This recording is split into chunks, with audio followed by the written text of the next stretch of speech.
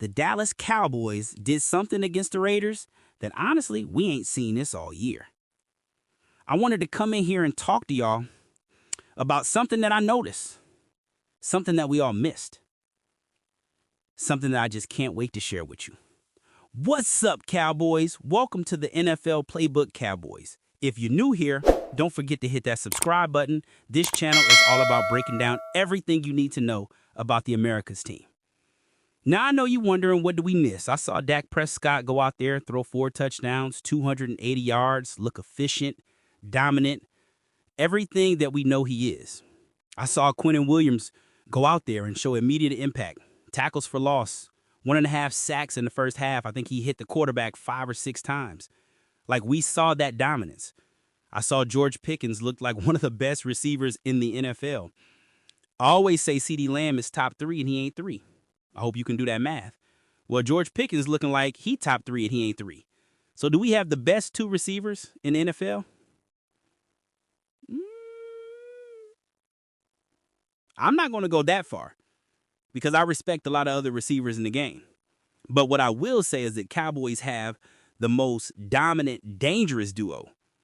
There are not 2 receivers in the league that are as dominant as these 2. I don't care. Argue with your mind. So no, you didn't miss that. You saw that clearly. You know what I'm saying? You saw a defense play better than it has all year.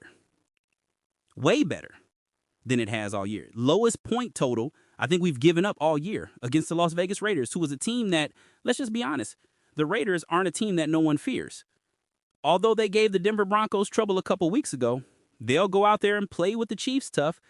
And when they do that, or the Chargers, when they do that, no one says that's the worst team in the league. It's just when they play with the Dallas Cowboys. So that's what you're going to hear all week. The Raiders are the worst team in the league, and that's fair. We haven't earned the right for the benefit of the doubt. The Dallas Cowboys are 4-5-1. It still sounds like a Bud Light combination or a Bike Lock combination. I hate it. I do hate it. But you're asking me, seriously, what do we miss? Well, this game started out like a lot of our games have. The Cowboys games start off one way. Either we come out with a burst of energy, we get up on the team and we're able to pass, rush, and dominate. That's usually the Cowboys' winning formula over the last 4 years. Score fast, build a lead, pass rush, coast to a win, sometimes crush a team because we're like Mike Tyson. We get up on you in this prime, we get up on you, hit you with 2 or 3 hits, game over. Game over. By the middle of the second quarter, we just coasted. We've got such a big lead. We've scored too much. That's usually our winning formula. Scrappy games, that's where we struggle. Scrappy games, contentious moments where we need both sides of the football and special teams to come to play, that has been the Cowboys' problem. Yes, they show flashes of something different. Yes, they show flashes of confidence. Now, you're going to say, but look who it was versus. Yes, it was versus the Las Vegas Raiders, who aren't been a good team. But newsflash, Dallas Cowboys fans, and newsflash world, the Dallas Cowboys have not been a great team. You can't talk to us as if we're the Chiefs playing down the competition. Maybe have the Chiefs this year. As if we're the Eagles or anybody like that. The Cowboys have not been that all year. So right now, we have to be judged against our peers until we climb out of this hole. That's what I'm saying. And against our peers, which were the Raiders, we was looking like, oh, we the same team.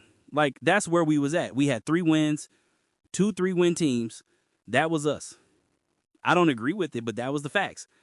So the Dallas Cowboys, playing one of their peers, climbed out of the hole, dominated them. Not everybody want to act like, oh, it's just this. You can't say that to a team that is 4-7-1. We ain't even 500 yet.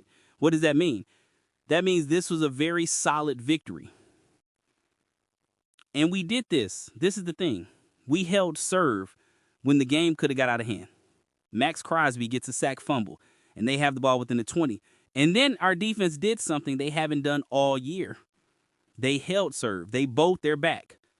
They strengthened. They tightened up and held them to 3. And you're going to say, but it's Geno Smith, man. Look, we made everybody look phenomenal. Caleb Williams looked like Joe Montana. Jacoby Brissett looking like prime time. Bo Nixon looked like the best quarterback in the world. And then next week they come back down to earth and you're like, yo, what was I watching? We held serve. We had another, I think we got 3. Then they got another 3. Our defense held it. They was moving the ball. Brock Powers was getting busy. They was moving the ball within the 20s. So this isn't a perfection thing. This isn't the Cowboys defense is the 2000 Ravens. It's not that. But they show some grit and some fight until the offense, which didn't look right early in the game. It didn't. Running game, we just ain't look right till we got our footing. That's all I've ever asked for. See, I get in these arguments with people about Dak Prescott is this and that, but he has to be almost perfect. He can't have drives that stall out because the defense doesn't hold. Earlier in the season, those first 2 possessions, he would have been down 14-3 to the other team. I've seen it in the Bears game. Now you chasing a running game out. They get another 3 or another touchdown. Now it's 21-3, 21-10, and you're chasing, and the whole game plan is out of whack. But because the defense held serve and we looked up and it was 10-6 because we scored that touchdown, I said, okay, all right. And then we were able to get it to another touchdown, 17-6, and then the floodgates started to fold. But without the defense earlier in that game, Quinnen Williams, Jadeveon Clowney, Donovan Ezeiruaku, Osa Odighizuwa, shout out to Osa. I've been giving Osa a lot of stern talking to, but he's showing up. Without them holding serve the first quarter to let the offense get his footing, we would not have won that game. So, yeah, I'm here to tell you the defense helped win that game just as much as the offense.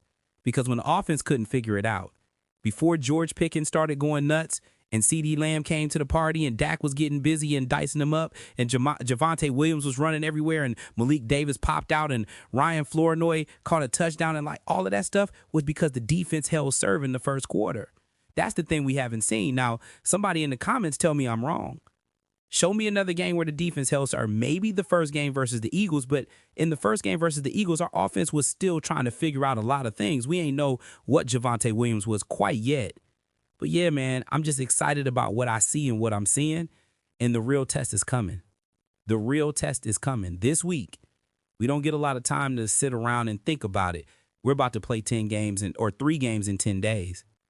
And the first test is the Philadelphia Eagles. But I like it. Line it up.